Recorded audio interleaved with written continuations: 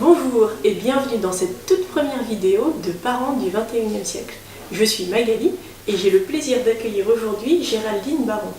Géraldine, tu es la fondatrice des Petits Écoliers, une école d'inspiration Montessori qui va s'ouvrir à Issy-les-Moulineaux en septembre 2017, c'est bien ça? C'est ça. Et ce qui m'a interpellée dans ton parcours, c'est que rien ne te prédestinait à ouvrir une école Montessori.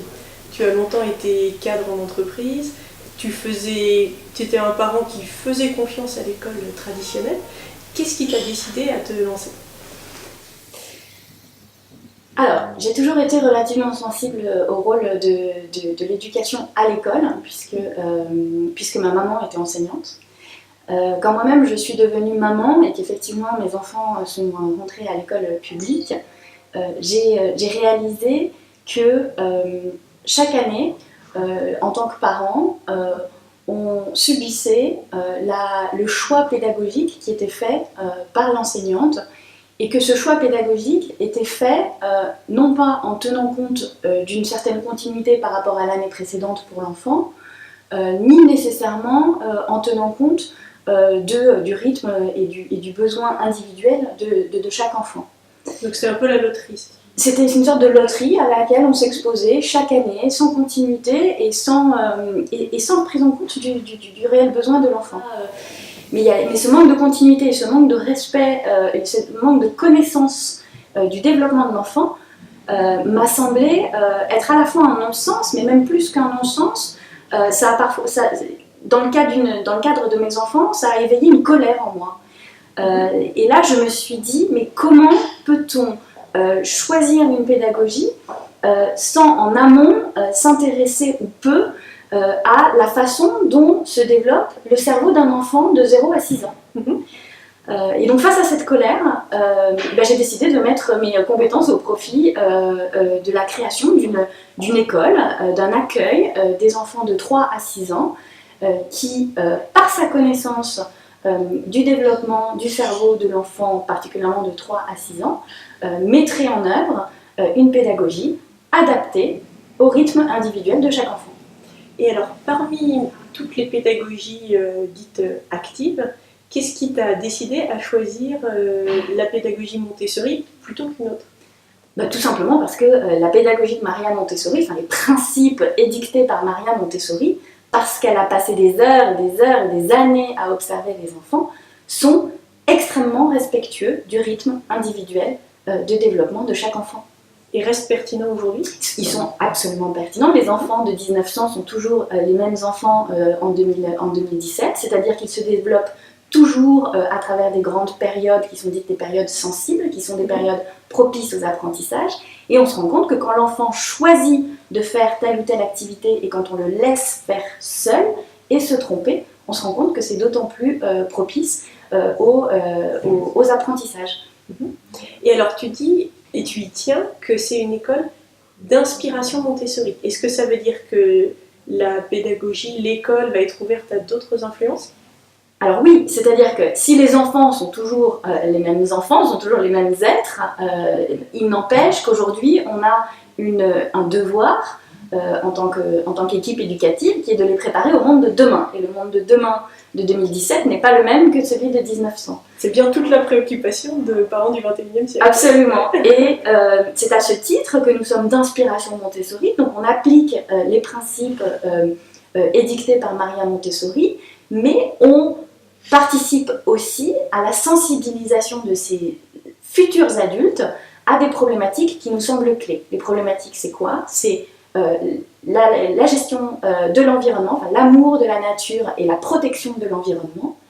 C'est un développement artistique et un éveil artistique poussé pour développer et entretenir la créativité naturelle qu'ont les enfants, surtout en bas âge.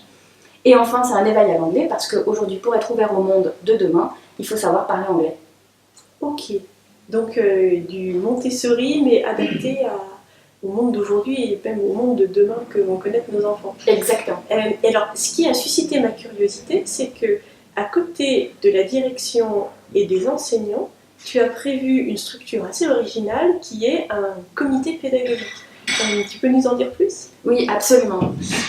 C'est-à-dire que nous constituons un comité pédagogique qui va être constitué d'experts pluridisciplinaires, d'un chercheur, des sociologues, des psychiatres, des psychomotriciens ou des parents de la société civile qui vont apporter un regard extérieur à la pédagogie qui est dispensée aux enfants des petits écoliers. Ce regard extérieur, c'est un regard complémentaire qui, un, va permettre d'accompagner l'équipe éducative pour toujours se réinventer, et qui, deux, va nous permettre de nous assurer qu'on est toujours en connexion avec la réalité, avec le monde de demain.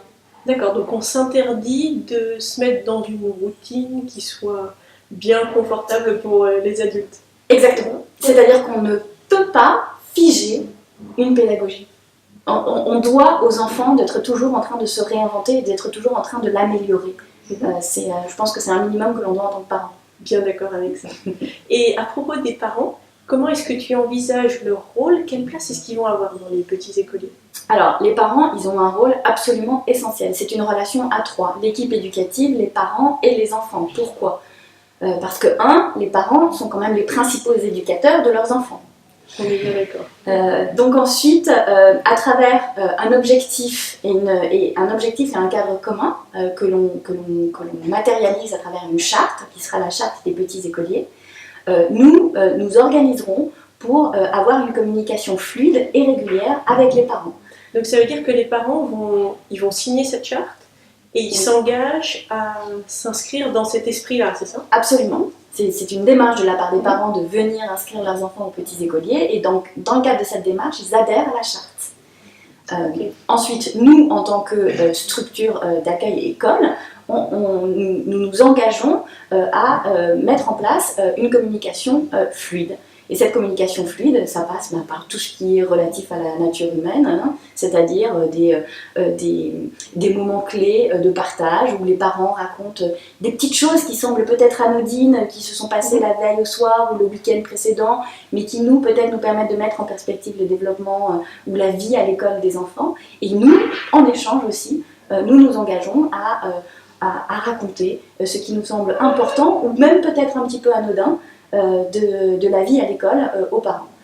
L'idée, c'est que cette confiance qui naît très tôt dans la relation avec les parents et l'école, cette confiance, les liens se resserrent au fur et à mesure de la scolarisation pour que et l'enfant et les parents se sentent bien dans l'école.